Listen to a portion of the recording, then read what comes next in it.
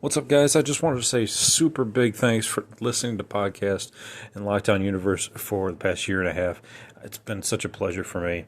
I'm just going to send a shout out to everyone who's donated, and I just would appreciate anything that you can donate, as it'll help me buy more equipment. And I just want to do this for you guys full time, man. I just want to bring you guys more content. I'm looking at developing a video channel so that I can have a video channel to interact with you guys as well on YouTube and TikTok, and a few other platforms. So if you can, feel free to drop a couple bucks into the Anchor pot. You can just log into anchor.fm and go to Lockdown Universe and drop something there. It'd be super appreciated. Even if you can't, that's okay. But if you can, just a few dollars makes a huge difference. Thanks so much, and let's get on with the show.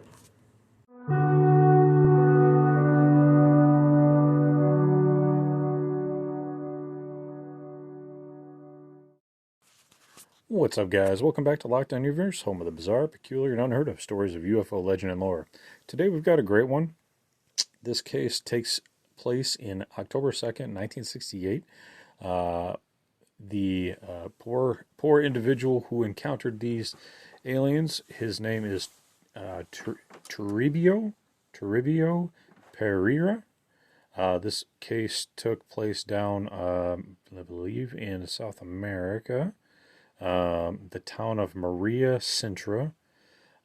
So in this case, October 2nd, 1968, tractor driver Toribio was out on an early morning exploration of his bulldozer. So he's kind of exploring it and reviewing it, make sure it was ready for the day.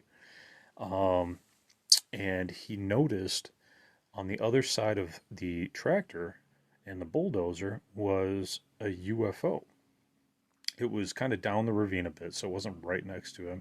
He was able to witness the UFO from above.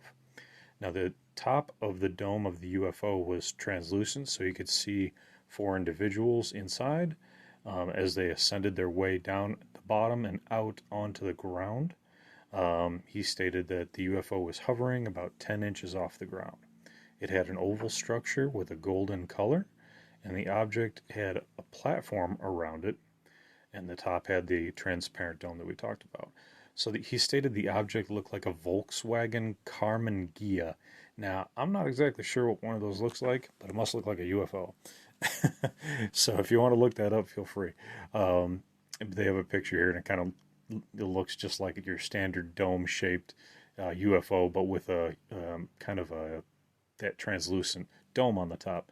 So he said there was a crew member inside, and he was sitting on the right-hand back seat, and he was tapping on a small white keyboard that looked like a piano, but it was nothing like Toribio had ever seen before. Toribio also said they had a device that was the size of a portable radio, and he observed three other crewmen squatting on the platform. One observed the bulldozer, and another was harvesting soil with a small white bowl like plaster in the shape of a shell, this makes sense, right? This kind of is congruent with a lot of stories about different species wanting to know about our soil samples, how the earth is being maintained, if it's going to be a livable planet for them, are they going to be able to create hybrids, or are they merely going to be able to harvest some special minerals or heavy metals from the planet that they need. So this makes sense. This is very congruent, right? They're going to test the soil samples.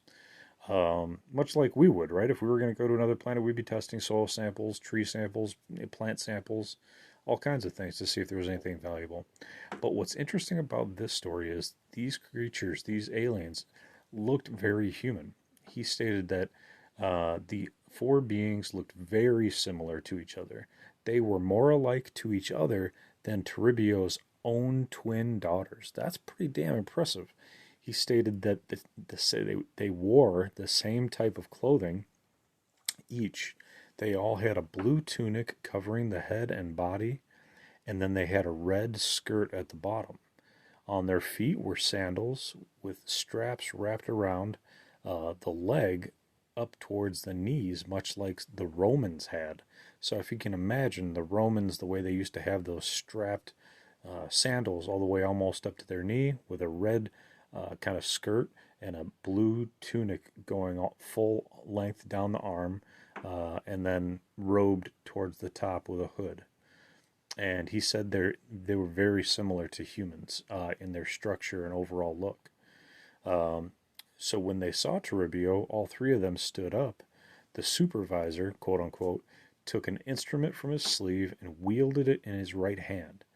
This instrument appeared to be light and golden in the shape of an electric drill, which is pretty interesting. I don't know what the need for an electric drill shape would be other than some sort of gun or weapon, right? I mean, it sounds like that's what it would be. But he states that the alien pointed it at him, at Toribio, who became paralyzed by its flashes, and then he immediately felt severe pain in his abdomen. He was completely paralyzed, but still conscious of his surroundings. The being slowly entered the object and occupied the chairs. The platform retracted into the object, and the transparent dome closed above the four beings, and slowly took off without any noise, and increased its speed to disappear within a few seconds. Toribio requested help on the road, and was taken to City Hall by a truck, and he was extremely weak and tired. He had huge dark circles, and was completely pale. I'm assuming they meant huge dark circles under his eyes, but could have been anywhere. I'm not sure. He says he was extremely traumatized by what happened. After a short recovery, he was taken home, but he began to have severe mental breakdowns, crying. And over the 18 days following the episode, Toribio lost a lot of weight, lost about 30 pounds, which they attributed to a lack of eating, lack of appetite, basically. So it's a really interesting story. The other thing that's really interesting is that the day after Toribio's event on October 3rd, um, a similar object was seen by a businessman in Guapiranja, the district of Linz. He was out at night with his wife and was surprised by a luminous semicircle. He thought it was a moving star, so he didn't really give much notice to it. However, at 8:30, he found that it was not a star, but an object that chased a vehicle on a road that connected his town to Linz. So he tried to park his car when he found two of his friends who also came out to see the UFO. And then the UFO was saw again on October 4th at 4 a.m. By a reporter, Jose Duarte. So this was kind of a flap, right? And it's what we call it. Call it a flap. So if it happens over like 3 nights or if it happens over a few months, they call it a UFO flap. So, what happened here? Who were these aliens? These are not aliens that are very commonly reported, right? Like the Nordics, the blonde hair, blue eye Nordics that are supposed to be our friends are typically reported to have kind of like a tight fitting suit, um, you know, blue or silver in nature. The outfit that these aliens were wearing were they're very baggy. In this picture, someone had drawn a picture of it, very baggy. And then, of course, right, our Nordics don't wear these strapped up, laced sandals. The wardrobe that these guys are wearing seems very rudimentary. It seems like almost like they're wearing garb and attire that would have been worn maybe 2,000 years ago. Yet here we are in 19 what was it?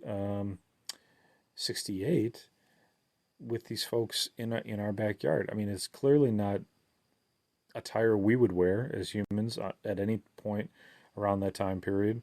It's not even like hippie wear, right? It's very alien in nature, um, for that time period. So, and obviously, hippies weren't cruising around in UFOs as far as I'm aware. My mom and dad didn't never tell me about that. So who were these guys, right? They're not like any alien species we know of. They're not the Greys. They're not the Nordics. Or who are these guys? Not reptilians. They're not. They're not insectoids.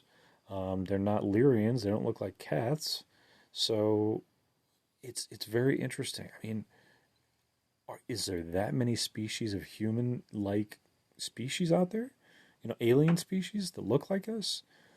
Is it is it possible that when Mars underwent its environmental disaster and they had to take off in ships, that some of us went to Earth and some of us went to other planets, and those humans from other planets maybe developed faster and came here to see how this Earth is doing?